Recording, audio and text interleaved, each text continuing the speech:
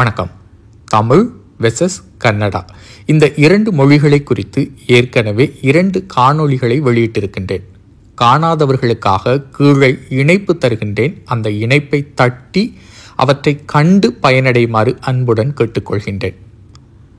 தமிழ் மற்றும் கன்னடம், இந்த 2 மொழிகளில் எந்த மொழி மிகவும் தொன்மையானதாகவும் தாய்மொழியாகவும் வேறாகவும் இருக்கிறது என்பதையும் இந்த காணொளியில் சில எடுத்துக்காட்டுகள் மூலமாக காணலாம். அண்மையில் 2 நாட்களுக்கு முன்பு ஒரு ஆங்கில நாளிதழ் ஒன்றில் கன்னட மொழியாளர் அல்லது பற்றாளர் என்று கொள்ளலாம் ஒருவர் கட்டுரை ஒன்று எழுதியிருந்தார். அதில் அவர் குறிப்பிட்டிருந்தார், கன்னடம் மிகவும் பழமையான மொழி என்றும் அது மூல திராவிட மொழிக்கு மிக நெருக்கமான மொழி என்றும் கூறியிருந்தார். மேலும் அவர் கூறுகையில் 18ஆம் நூற்றாண்டில் வாழ்ந்த ராபர்ட் கால்டுவெல் என்பவர் திராவிட மொழிகளின் ஒப்பிலக்கணம் என்ற நூலில் தமிழை அவர் மூல திராவிட மொழிக்கு மிக நெருக்கமாக காட்டுகின்றார் என்றும், அவருக்கு தமிழ் நன்றாக தெரிந்திருக்கிறது, ஆனால் கன்னடம் அந்த அளவு தெரியாது என்றும் எழுதியிருந்தார். அவர் மேலும் குறிப்பிடுகையில், ராபர்ட் கால்டுவெலுக்கு பழந்தமிழ் இலக்கியம், அதாவது சங்கம் லிட்ரேச்சர் ஹெல்ப்ட் ஹிம் அப்படின்ற ஒரு சொல்லாடலையும் பயன்படுத்தியிருந்தார். இவர் கன்னட மொழியாளர், பற்றாளர் என்று அதிலே குறிப்பிடப்பட்டிருந்தது. இந்த கன்னட மொழி ஆய்வாளர் ராபர்ட் கால்டுவெலின் திராவிட மொழிகளின் ஒப்பிலக்கணம் என்கின்ற நூலை முறையாக பயின்றாரா என்று கேட்டால் அது ஒரு கேள்விக்குறி. ஏனெனில் ராபர்ட் கால்டுவெல் பழந்தமிழ் இலக்கியம், அதாவது சங்கம் லிட்ரேச்சர் என்பதை தனது ஒப்பிலக்கணத்திற்கு பயன்படுத்தியதாக எங்கும் அவர் குறிப்பிடவில்லை. ஏன் தெரியுமா? ராபர்ட் கால்டுவெல் தனது திராவிட மொழிகளின் ஒப்பிலக்கணம் என்கின்ற நூலை 1856ஆம் ஆண்டு வெளியிடுகின்றார். இவர் இந்த நூலை வெளியிடுவதற்கு ஓராண்டுக்கு முன்புதான் உவே சாமிநாதர் அவர்கள் பிறக்கின்றார், 1855. இப்போ இந்த ராபர்ட் கால்டுவரை பற்றி சிறிது பார்க்கலாம். இவர் 1814ஆம் ஆண்டு பிறந்தவர். 1891ஆம் ஆண்டு மறைந்தார். இவர் 77 ஆண்டுகள் இந்த உலகத்தில் வாழ்ந்திருந்தார். வெள்ளைக்கார ஆட்சியில் பல ஆயிரம் தொலைவு கடலை கடந்து இந்தியாவிற்கு, குறிப்பாக தமிழ்நாட்டிற்கு வந்து தனது சமயம் சார்ந்த இறை தொண்டு ஆற்றியிருக்கின்றார் ராபர்ட் கால்டுவெல். அவருடைய இறை தொண்டை ஏற்றுக்கொண்டவர்களும் உண்டு, எதிர்த்தவர்களும் உண்டு. இது ஒரு புறம் இருக்க, இதற்கு இடையில் மொழியியல் சார்ந்த ஆய்வையும் அவர் செய்திருக்கின்றார். அவருடைய மொழியியல் ஆய்வு என்பது முழுமையடையாத ஒன்று.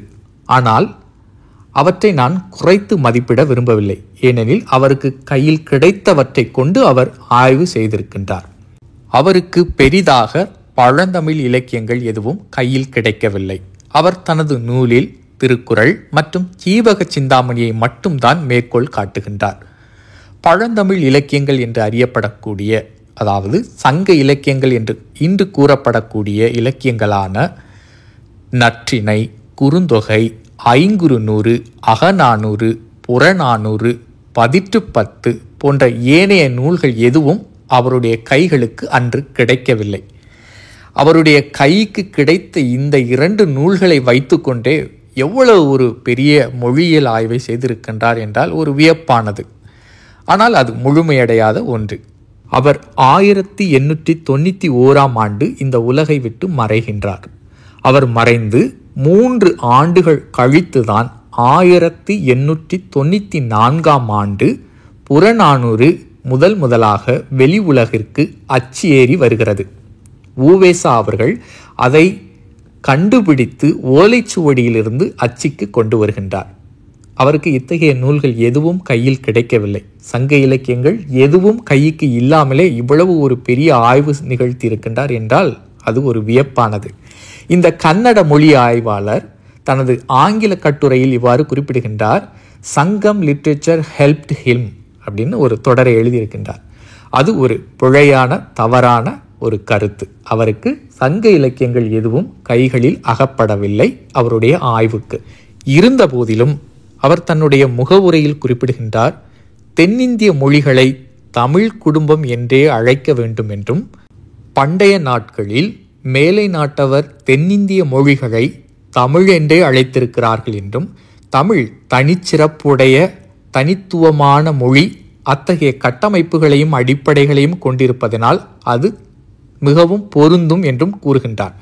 இவருடைய இந்த கருத்தாக்கத்தை ஏற்றுக்கொண்டவர்கள்தான் கன்னடர்களும் தெலுங்கர்களும் கேரளீயரும். திராவிடம் என்கின்ற கருத்தாக்கம், அதாவது தமிழுக்கு மாற்றாக திராவிடம் என்பதை ஏற்றுக்கொள்பவர்கள் தமிழை ஏற்றுக்கொள்ள மாட்டார்கள்.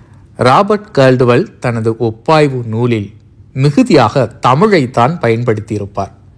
வடமொழியோடு ஒப்பிடுகையிலும் தமிழைத்தான் அவர் பயன்படுத்துகின்றார். அவருக்கு 2 நூல்கள் தான் கிடைத்திருக்கின்றன. ஏனைய நூல்கள் கிடைத்திருந்தால் அவர் ஒரு முடிவுக்கே வந்திருப்பார், தமிழ் தாயான மொழி, தமிழ் மூலமொழி என்று.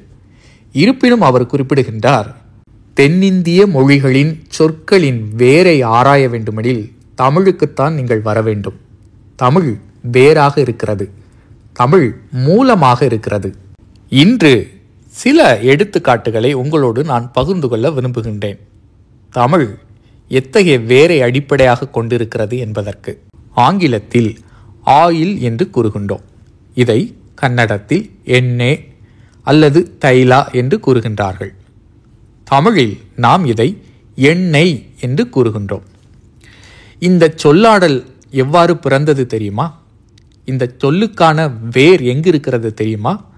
தமிழில் பண்டைய நாட்களில் எள், அதாவது எள் செடியிலிருந்து கிடைக்கப்பெற்ற ஒரு பிசுபிசுப்பு தன்மை கொண்ட திரவத்தை நெய் என்று அழைத்திருக்கிறார்கள். எள் என்பதை எண் என்ற பெயராலும் அழைத்திருக்கிறார்கள். சான்று மலைப்படு கடாமில் இருக்கிறது. இந்த எள்ளிலிருந்து பெறப்பட்ட நெய், அதை உணவு சமைப்பதற்கும் பிற இன்ன தேவைகளுக்கும் அவர்கள் பயன்படுத்தியிருக்கின்றார்கள். எள் நெய், அதாவது எண் நெய், அதுதான் எண்ணெய் என்று சொல்லாடலாக பிறக்கிறது. அதில் எத்தனை பொருள் இருக்கிறது பாருங்கள். இந்த எள்ளிலிருந்து பெறப்படக்கூடிய நெய்யானது உடலுக்கு எந்த தீங்கும் தராததினால் அது நல் எள் நெய், அதாவது நல் எண்ணெய், நல்லெண்ணெய் என்ற பெயராகவும் நமக்கு இன்று கிடைக்கப்பெறுகிறது. ஆங்கிலத்தில் பட்டர் என்று கூறுகின்றோம். இதை கன்னடத்தில் பெண்ணே என்று கூறுகின்றார்கள். தமிழில் நாம் இதை வெண்ணெய் என்று கூறுகின்றோம். அதாவது பாலில் இருந்து பெறப்படக்கூடிய ஒரு நெய் போன்ற பிசுபிசுப்பு தன்மை கொண்ட ஒரு திரவ அமைப்பு, அது வெண்மை நிறத்தில் காணப்படுவதனால் அதை நாம் வெண்ணெய் என்று கூறுகின்றோம். வெண்ணெய் எப்படி ஒரு அடிப்படையை தமிழ் கொண்டு இருக்கிறது பாருங்க, வியப்பாக இருக்கிறதெல்லாம். இந்த சொற்களை எல்லாம் நீங்கள் கன்னடத்தில் வேர் காண இயலாது. ஆங்கிலத்தில் மூன் என்று அழைக்கின்றோம். இதை கன்னடத்தில் திங்களு, சந்திரா, இன்னும் சில பெயர்களால் அழைக்கின்றார்கள். அப்படியே தமிழுக்கு வருவோம். வடமொழி சொற்களை நீக்கிவிட்டு தமிழ் சொற்களை மட்டும் பார்க்கலாம், எத்தனை பொருள் பொதிந்தது என்று. புல் மூன் அப்படின்னா முழு நிலவு என்று கூறுகின்றோம். அதே போன்று நிலா, நிலவு, திங்கள், மதி, இவ்வாறு ஏராளமான பெயர்களை வைத்திருக்கின்றோம். திங்கள் என்பது நிலவை குறிக்கும். அது மட்டுமல்ல, ஒரு நாளையும் திங்கள் என்று குறிப்பிடுகின்றோம். மதி என்று அழைக்கின்றோம். மதி என்றால் அறிவையும் குறிக்கும். அது வளர்கின்ற மதி, ஆகவே அதை வளர்மதி என்று கூறுகின்றோம். அது வானில் தவழ்கின்ற மதி, வான்மதி என்று கூறுகின்றோம். நிலா என்று கூறுகின்றோம். அது வெண்மையாக இருப்பதால் அதை வெண்ணிலா என்று குறிப்பிடுகின்றோம். அரை நிலவு என்பதை கன்னடத்தில் அரச்சந்திரா அல்லது பாலச்சந்திரா என்ற பெயரால் குறிப்பிடுகின்றார்கள். தமிழில் நாம் அதை பிறை என்று குறிப்பிடுகின்றோம். வளர்வதினால் அது வளர்பிறை என்றும், தேய்வதினால் அதை தேய்பிறை என்றும் குறிப்பிடுகின்றோம். 3ஆம் பிறை என்பது கூட நம்மிடம் பெருவாரியாக புழக்கத்தில் இருக்கக்கூடிய சொல்லாடல். அடிப்படையில் தமிழ் அடிப்படையாக இருக்கிறது, தமிழ் வேறாக இருக்கிறது, தமிழ் மூலமாக இருக்கிறது, தமிழ் தாயாகவும் இருக்கிறது. இன்னும் இவற்றை குறித்து வரும் நாட்களில் பேசலாம். இந்த காணொளி உங்களுக்கு விருப்பமான காணொளி அப்படின்னா மற்றவர்களுக்கு பகிர்ந்து கொடுங்க. முதல் முறையாக என்னுடைய சேனலை பார்க்குறீங்க அப்படின்னா மறக்காமல் சப்ஸ்கிரைப் பண்ணுங்கள். மீண்டும் சந்திப்போம். நன்றி.